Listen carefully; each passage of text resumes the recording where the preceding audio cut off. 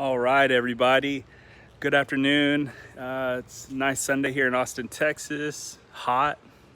Today, I am replacing the air filter in my 2019 Nissan Titan. It has about 13,000 miles on it.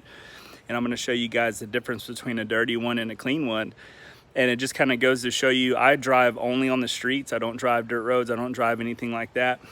I drive maybe 15 to 20 miles to work and back every day. So this is a good video. It kind of shows you how dirty your air filter can get and how it can affect your gas mileage and just the performance of the vehicle. So you want to make sure that you keep those clean. I use OEM filters because for me, Nissan built the motor, they built the air ratio, all those things with the filter that they provided. So I always stick to OEM stuff. That's just my preference, but I'll show you the air filter.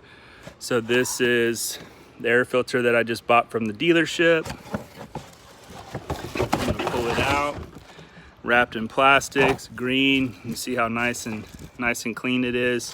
I've already disassembled the air filter. 1, 2, 3, and then 4 right here. Very simple. This thing just pops right up. Air filter just slides right out. There's the top and there's the bottom. Big difference, right? Can't blow those out. Can't dust them off. There's the other side. Obviously you can see where the air intake comes in. So that is pretty dirty. Some people might think that's not dirty. To me, that's very dirty. There's a lot of microfibers inside of the air filter that houses the particles that you can't see. So something this dirty, I probably should have changed it at 10,000 miles, but hey, it is what it is.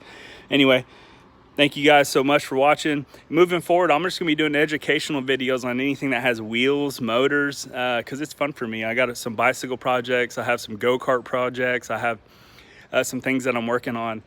So feel free to reach out if you guys have any questions about anything. Thank you.